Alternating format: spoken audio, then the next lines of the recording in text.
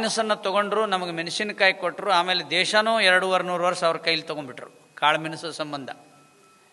ಯಾರು ದಿನದಲ್ಲಿ ಮೆಣಸಿನಕಾಯಿ ತಿನ್ನಿರಿ ಅಥವಾ ಒಣಮೆಣಸಿನಕಾಯಿ ತಿನ್ನಿರಿ, ದಿನದಲ್ಲಿ 3 ಅಥವಾ 4 ಕಾಳು ಮೆಣಸು ನಮ್ಮ ದೇಹದಲ್ಲಿ ಒಳಗೆ ಹೋಯಿತು ಅಂದರೆ ಅವರಿಗೆ ಬಹುತೇಕ ಕ್ಯಾನ್ಸರ್ ಬರಲ್ಲ. ಇದು ಎರಡನೇದ್ದು. ಖಾರ. ಹುಳಿಯನ್ನು ನಾವು ಹೆಚ್ಚಾಗಿ ಇವತ್ತು ಮೊದಲು ಸಾಂಪ್ರದಾಯಿಕವಾಗಿ ಬಳಸುವಾಗ ನಿಂಬೆಹಣ್ಣು ಆಮ್ಸಲು ಬಳಸ್ತಿದ್ವಿ. ಕಾಲಕ್ರಮೇಣ ಹುಣಸೆ ಹಣ್ಣನ್ನು ಜಾಸ್ತಿ ಬಳಸ್ತಾ ಇದ್ದೀವಿ. ಈಗಂತೂ ಹುಣಸೆಹಣ್ಣು ನಿಂಬೆಹಣ್ಣು ಬಿಟ್ಟು ನಾವು ಟೊಮೆಟೋದ್ರ ಮೇಲೇ ಅವಲಂಬಿತ ಆಗಿದ್ದೀವಿ. ಟೊಮೆಟೊದಲ್ಲಿರುವಂಥ ಹುಳಿ ನಿಂಬೆಹಣ್ಣು ಏನು ಕೆಲಸ ಮಾಡುತ್ತೆ ಆ ಕೆಲಸ ಮಾಡೋದಿಲ್ಲ. ಇಲ್ಲೊಬ್ಬರು ಅಮ್ಮ ಬಂದಾರೆ, ಅವ್ರನ್ನ ಕೇಳಿ, 1 ಕಿಮೋಗೆ ಕ್ಯಾನ್ಸರಿಗೆ ಮಾಡುವಂಥ ಒಂದು ಕಿಮೋ ಮಾಡಿಸ್ಲಿಕ್ಕೆ ಕಡಿಮೆ ಅಂದರೆ 30,000 ಅಥವಾ 40,000 ಕಿಮೋ ಇದೆ. ನನ್ನ ಹತ್ರ ಬಂದವರು 30 ಕಿಮೋ 40 ಕಿಮೋ ಮಾಡಿಸ್ಕೊಂಡಿರ್ತಾರೆ. 1 ಕಿಮೋಗೆ 30,000 ಆದರೆ 40 ಕಿಮೋಗೆ ಎಷ್ಟಾಗ್ತದೆ? ನಮ್ಮ ಹತ್ರ ಬಂದವರು ಯಾರೂ ಸಹಿತ ಇಲ್ಲಿವರೆಗೂ ಕೀಮೋ ಮಾಡಿಸ್ಕೊಂಡಿಲ್ಲ. ಕೀಮೋ ಅನ್ನೋದು ಕ್ಯಾನ್ಸರ್ನಲ್ಲಿ ಆ ವೈರಸ್ಸನ್ನು ನಾಶ ಮಾಡಲಿಕ್ಕೆ ಇರುವಂಥ ಒಂದು ಲೈಟಾಗಿ ಕೊಡುವಂಥ ಒಂದು ಕರೆಂಟಿನ ವ್ಯವಸ್ಥೆ, ಅದು ಕೊಡ್ತಾರೆ. 1 ಲೋಟ ಬಿಸಿನೀರಿಗೆ ಅರ್ಧ ನಿಂಬೆಯನ್ನು ಹಿಂಡಿ ಕುಡಿದು ಬಿಟ್ರೆ 1 ಕಿಮೋ ಎಷ್ಟು ಕೆಲಸ ಮಾಡುತ್ತೆ ಅಷ್ಟು ಮಾಡುತ್ತೆ. ಅದಕ್ಕೆ ನಮ್ಮ ಕಿಮೋ ಕೇವಲ ₹1 ಮಾತ್ರ ಕಿಮೋದಲ್ಲಿ ಕೆಲಸ ಮಾಡುತ್ತೆ. ಅಡುಗೆಗೆ ಬಳಸುವಾಗ ಹೆಚ್ಚು ನಿಂಬೆಹಣ್ಣನ್ನು ಬಳಸಿದರೆ, ಉಗುರು ಬೆಚ್ಚಗೆ ನೀರಿಗೆ ನಿಂಬೆಹಣ್ಣು ಹಾಕಿ ಕುಡಿದ್ರೆ ಕ್ಯಾನ್ಸರ್ಕಾರಕ ಶೆಲ್ಲುಗಳೇನಾದರೂ ಕೋಶಗಳಲ್ಲಿ ತಯಾರಾಗ್ತಾ ಇದ್ದರೆ ಅದು ನಾಶ ಮಾಡುವಂಥದ್ದು ನಿಂಬೆಹಣ್ಣಿನ ಜ್ಯೂಸ್ನಲ್ಲಿದೆ. ಅದಕ್ಕೆ ಅಡುಗೆಗೆ ನಾವು ಹುಳಿಯನ್ನು ಬಳಸೋದನ್ನು ರೂಢಿಸಬೇಕು. ಇನ್ನು ಸಿಹಿ ಅಂತೂ ಇಡೀ ದೇಶದಲ್ಲಿ ಒಂದು 60 ವರ್ಷದ ಹಿಂದುಗಡೆ ಬೆಲ್ಲವನ್ನು ತಿಂತಿದ್ರು. ಇಲ್ಲಿ ಯಾರು ವಯಸ್ಸಾದವರು ಇದ್ದೀರಿ ಅವರೆಲ್ಲರಿಗೂ ನೆನಪಿದೆ, ನಾವು ಪ್ರಾವಿಷನ್ ಸ್ಟೋರಿಗೆ ಹೋದರೆ ಬೆಲ್ಲದ ಒಂದು ಡಬ್ಬಿ ಇರೋದು, ಆ ಬೆಲ್ಲದ ಮೇಲ್ಗಡೆ ಒಂದು ಹುಳ ಕುತ್ಕೊಳ್ಳೋದು. ನಮ್ಮ ಕಡೆ ಅದು ಕಣಜಿರಿಗೆ ಅಂತಾರೆ, ಈ ಕಡೆ ಏನೋ ಒಂದು ಶಬ್ದ ಅಂತಿರ್ಬೋದು. ಅದು ಬೆಲ್ಲದ ಮೇಲೆ ಕೂಡೋದು, ಅದರ ಮೇಲೆ ಜೇನು ಹುಳ ಬಂದು ಕುತ್ಕೊಳ್ಳೋದು. ಆ ಕಣಜಿರ್ಗಿಗೆ ಮತ್ತು ಜೇನು ಹುಳಕ್ಕೆ ಗೊತ್ತಿದೆ ಇದು ಆರ್ಗ್ಯಾನಿಕ್ ಬೆಲ್ಲ ಅಂತ ಅವಾಗ ಕುಂದಿರ್ತಾವೆ. ಈಗಿನ ಬೆಲ್ಲದ ಮೇಲೆ ಅವು ಕುಂಡ್ರಂಗಿಲ್ಲ.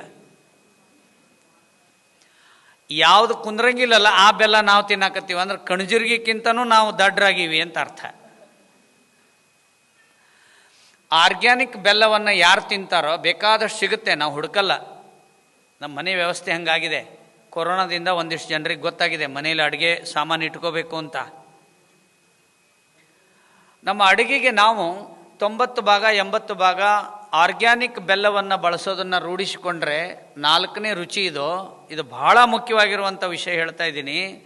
ನಮ್ಮ ಮನೆಯಲ್ಲಿ ಸ್ವಲ್ಪ ಆರ್ಗ್ಯಾನಿಕ್ ಬೆಲ್ಲವನ್ನು ಬಳಸೋದು ಮಾಡಿ ಮತ್ತು ಬೇರೆಯವ್ರಿಗೂ ಹೇಳಿ. 4 ಆದಮೇಲೆ 5ನೇದು ಉಪ್ಪು, ಖಾರ, ಹುಳಿ, ಸಿಹಿ ಆಯಿತು. ಈಗ ಕಹಿ ಮತ್ತು ಒಗರು ಇನ್ನೆರಡು ರುಚಿ ಇದ್ದಾವೆ.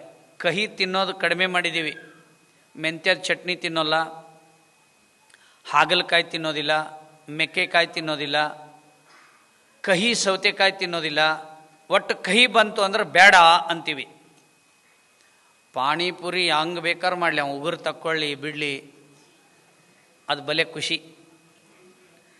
ಕಹಿ ಆಹಾರವನ್ನು ತಿನ್ಲಿಕ್ಕೆ ರೂಢಿಸ್ಕೊಳ್ಬೇಕು ಮತ್ತು ಒಗರು ಪದಾರ್ಥಗಳನ್ನು ತಿನ್ನಬೇಕು. ಕಂಚಿಕಾಯಿಯನ್ನು, ಹೆರಳೆಕಾಯಿದು ಉಪ್ಪಿನಕಾಯಿ, ಈ ಕಡೆ ಪುಳಿಯೋಗರೆ ಅಂತ ಮಾಡ್ತಾರೆ ಅದಕ್ಕೆ ಹಾಕುವಂಥ ಐಟಮ್ಗಳು, ಜೀರಿಗೆ, ಮೆಂತ್ಯ ಇದೆಲ್ಲ ಸೇರಿಸಿರುವಂಥದ್ದನ್ನು ಬಿಟ್ಟು ಈ 6 ರುಚಿಗಳನ್ನು ಯಾರು ಮನೆಯಲ್ಲಿ ಸಾಂಪ್ರದಾಯಿಕವಾಗಿ ಭೋಜನ ಮಾಡೋದಕ್ಕೆ ಬಳಸ್ತಾರೆ. ಇದನ್ನು ಯಾಕೆ ಹೇಳಕತ್ತೀನಿ ಅಂದರೆ ನನ್ನ ಹೆಸರು ಹೊಡೆದ್ರೆ ಒಂದು ಕ್ಯಾನ್ಸರ್ದು ಮಾಹಿತಿ ಅಂತ ಬರುತ್ತೆ. ಇದರ ನೋಡಿರ್ಬೋದು ಭಾಳ ಜನ. ಒಬ್ಬರು ದೂರದವ್ರು ಹೇಳಿದರು, ನಿಮ್ಮ ಹತ್ರ ಬರೋಕ್ಕಾಗಿಲ್ಲರಿ ನಮಗೆ, ಆದರೆ ನೀವು ಉಪ್ಪು, ಖಾರ, ಹುಳಿ, ಸಿಹಿ, ಒಗರು, ಕಹಿ ಏನು ತಿನ್ಬೇಕಂದ್ರೆ ಅದನ್ನು ಅಷ್ಟೇ ತಿಂದಿದ್ದೀವಿ, ನಮ್ಗೆ ಕ್ಯಾನ್ಸರ್ ಗುಣ ಆಗ್ತಾ ಇದೆ ಅಂತ ನನ್ನ ಹತ್ರ ಬಂದು ಭೇಟಿಯಾಗಿ ಹೋದರು ಅವರು. ನಾ ಪ್ರಾರಂಭದಲ್ಲೇ ಹೇಳಿದ್ದೀನಿ, ನಾವು ಬಳಸುವಂಥ ಆಹಾರವೇ ಔಷಧಿಯಾಗಿದೆ, ಆದರೆ ಆ ಔಷಧಿಯಾಗಿರುವ ಆಹಾರ ನಮ್ಮದು ತಪ್ಪಾಗಿದೆ. ಇದ್ರ ಜೊತೆಗೆ ಇನ್ನೆರಡು ಹೇಳ್ತೀನಿ, ನೆನ್ಪಿಟ್ಕೊಳ್ಳಿ. ಅತ್ಯಂತ ವಿಷಕಾರಿ ಮತ್ತು ಕಾಯಿಲೆ ಬೆಳೆಯೋದಕ್ಕೆ ಮುಖ್ಯವಾಗಿರತಕ್ಕಂಥ ಕಾರಣ ಯಾವುದು ಅಂದರೆ ಈ 6 ಬಿಟ್ಟು ಅತಿ ದೊಡ್ಡ ಕಾರಣ ಯಾವುದು ಅಂದರೆ ನಮ್ಮ ಅಡುಗೆಗೆ ಬಳಸುವಂಥ ಅಡುಗೆ ಎಣ್ಣೆ. ಅದು ಬೇರೆ ದೇಶದಿಂದ ಬರುತ್ತೆ. ಬರುವಾಗ ಅದು ಹಡಗಿನಲ್ಲಿ ಬಿಳಿಯಾದ ಹಾಲಿನ ರೂಪದಲ್ಲಿರುತ್ತೆ. ಅದಕ್ಕೆ ಡ್ರಾಪ್ಸ್ ರೆಡಿ ಮಾಡಿದ್ದಾರೆ.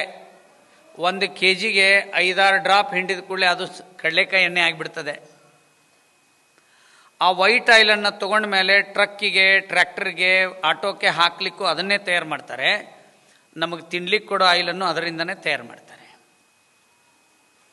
ನಾವು ಶ್ರೀಮಂತರಾಗಿದ್ದು ಸಂಪಾದನೆ ಮಾಡಿ ನಾವು ವಿಷ ತಿಂತೀವಿ ಅಂದರೆ, ನಮ್ಮ ಮಕ್ಕಳಿಗೂ ತಿನ್ನಿಸ್ತಾ ಇದ್ದೀವಿ ಅಂದರೆ, ಇದನ್ನು ಸರಿಪಡಿಸ್ಕೋಬೇಕಾದ್ರೆ ಗಾಣಕ್ಕೆ ಹೋಗಿ ಗಾಣದಲ್ಲಿ ಮುಂದೆ ನಿಂತ್ಕೊಂಡು ಕಡಲೆ ಬೀಜವನ್ನು ತೊಗೊಂಡೋಗಿ ಕೊಟ್ಟು ನೀವೇ ಮಾಡಿಸ್ಕೊಂಡು ಬರ್ರಿ, ಇಲ್ಲಾಂದ್ರೆ ಒಂದು ಪೆಟ್ಟಿಗೆಯನ್ನು ಇಟ್ಕೊಂಡು ನಿಮ್ಮ ಮನೇಲಿ ಅಡುಗೆ ಎಣ್ಣೆ ತಯಾರು ಮಾಡ್ಕೊಳ್ಳಿ.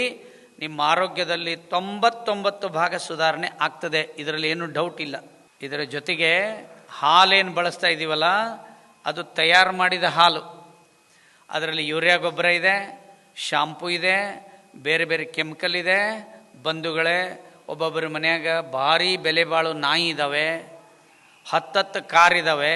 ಆದರೆ ಅವ್ರ ಮನೆಯಲ್ಲಿ ನಾವು ಕೆಮಿಕಲ್ ಇರುವಂಥ ಹಾಲನ್ನು ಬಳಸ್ತಾ ಇರೋದ್ರಿಂದ ಮೊಮ್ಮಕ್ಕಳಿಂದ ಹಿಡ್ಕೊಂಡು ಇಡೀ ಮನೆಯವ್ರಿಗೆ ನಮಗೆ ಗೊತ್ತಿಲ್ಲದೇ ಅವ್ರು ಚೆನ್ನಾಗೇ ಇರ್ತಾರೆ, ಅದರ ಅನಾರೋಗ್ಯ ಬರ್ತಾ ಇದೆ. ಬಂಧುಗಳೇ, ಈ 8 ವಿಷಯಗಳೇನಿದಾವಲ್ಲ, ಇದರ ಬಗ್ಗೆ ತಾವು ಗಮನ ಕೊಡಿ ಅನ್ನೋದು ಬಹಳ ಮುಖ್ಯವಾಗಿರ್ತಕ್ಕಂಥ ಸಂಗತಿ. ಇದರ ಜೊತೆಗೆ ಕುಡಿಯುವ ನೀರನ್ನಾದರೂ ತಾಮ್ರ ಪಾತ್ರೆಯಲ್ಲಿ ಇಟ್ಕೊಳ್ಳಿ. ಪ್ಲಾಸ್ಟಿಕ್ಕಲ್ಲಿರೋ ನೀರು ಕುಡಿಬಾರ್ದು. 70ನೇ ಇಸ್ವಿಲಿ ಯಾರಾದರೂ ಪ್ಲಾಸ್ಟಿಕ್ ತಟ್ಟೆಯಲ್ಲಿ ಊಟ ಮಾಡಿದರೆ, ನಮ್ಮೂರಲ್ಲಿ ಏನಂತಿದ್ರು ಅಂದ್ರೆ, ಭಾಳ ಬಡವರು ಅದಾರ ಅವ್ರ ಪಾಪ, ಅದಕ್ಕೆ ಪ್ಲಾಸ್ಟಿಕ್ ತಟ್ಟೆಯಲ್ಲಿ ಊಟ ಮಾಡ್ತಿದ್ರು ಅಂತ. ನನ್ನನ್ನು 5 ಸ್ಟಾರ್ ಹೋಟೆಲ್ಗೆ ಒಮ್ಮೆ ಕರ್ಕೊಂಡೋಗಿರ್ತಾರೆ, ಅಲ್ಲೂ ಪ್ಲಾಸ್ಟಿಕ್ ತಾಟಲ್ಲೇ ಊಟ ಮಾಡ್ತಿರ್ತಾರೆ. ಭಾರಿ ಭಾರಿ ಹಣ ಇರೋರೆಲ್ಲರೂ ಪ್ಲಾಸ್ಟಿಕ್ ತಾಟಲ್ಲಿ ಊಟ ಮಾಡ್ತಾ ಇದ್ದಾರೆ ಅಂದರೆ ತುಂಬ ಬಡತನಕ್ಕೆ ಬಂದಿದ್ದಾರೆ ಅಂತ ಅರ್ಥ ಆಗ್ತದೆ. ನೀರನ್ನಾದರೂ ತಾಮ್ರ ಪಾತ್ರೆಯಲ್ಲಿ ಇಟ್ಕೊಳ್ಳಿ. ಆ ನೀರಿಗೆ ಒಂದು 5-6 ತುಳಸಿ ದಳ ಹಾಕಿಡಿ. ಆ ನೀರು ಅಮೃತ ಸಮಾನ ಆಗ್ತದೆ. ಆ ನೀರಿನಲ್ಲಿರೋ ಎಲ್ಲ ಬ್ಯಾಕ್ಟೀರಿಯಾಗಳು ಹೋಗ್ತದೆ ಅನ್ನೋದು ಸಂಶೋಧನೆಯಿಂದ ಗೊತ್ತಾಗಿದೆ. ನೀವು ಯಾವುದೇ ನೀರು ತೊಗೊಂಡು ಬಂದರೂ ತಾಮ್ರ ಪಾತ್ರೆಯಲ್ಲಿರಿ. ಅದು ಡೇ ಕಳಿಬೇಕು, 1 ದಿನ 2 ದಿನ ಆಗಿಬಿಟ್ರೆ ಆ ನೀರು ಅತ್ಯಂತ ಅದ್ಭುತವಾಗಿ ಆಗ್ತದೆ. ಆ ನೀರನ್ನು ಶುದ್ಧಿ ಮಾಡಬೇಕಾದ್ರೆ ಈ ಗೋವಿನ ಬೆರಣಿಯಿಂದ ಬಂದಂಥ ಬೂದಿಯನ್ನು ಒಂದು ಚಿಟಿಕೆ ಹಾಕಿ ಆ ನೀರು ಶುದ್ಧಿ ಆಗ್ತದೆ ಅನ್ನೋದು ಸಂಶೋಧನೆಯಿಂದ ಗೊತ್ತಾಗಿದೆ. ಅದಕ್ಕಾಗಿ ಗಾಣದಿಂದ ಯಾರು ಎಣ್ಣೆ ತೆಗಿತಾ ಇದ್ದಾರೆ, ಇವತ್ತು ನಾಡಿನಲ್ಲಿ ಗೋವಿನ ಸೇವೆಯನ್ನು ಯಾರು ಮಾಡ್ತಾ ಇದ್ದಾರೆ, ಸಾವಯವ ಉತ್ಪನ್ನಗಳನ್ನು ಸಂಶೋಧನೆ ಮಾಡಿ ನಾಗರಿಕರಿಗೆ ತಲುಪಿಸ್ತಾ ಇದ್ದಾರೆ, ಅಂಥವ್ರಿಗೆಲ್ಲ ನಾನು ತಮ್ಮೆಲ್ಲರ ಪರವಾಗಿ ತುಂಬು ಹೃದಯದ ವಂದನೆಗಳನ್ನು ಅರ್ಪಿಸ್ತೇನೆ.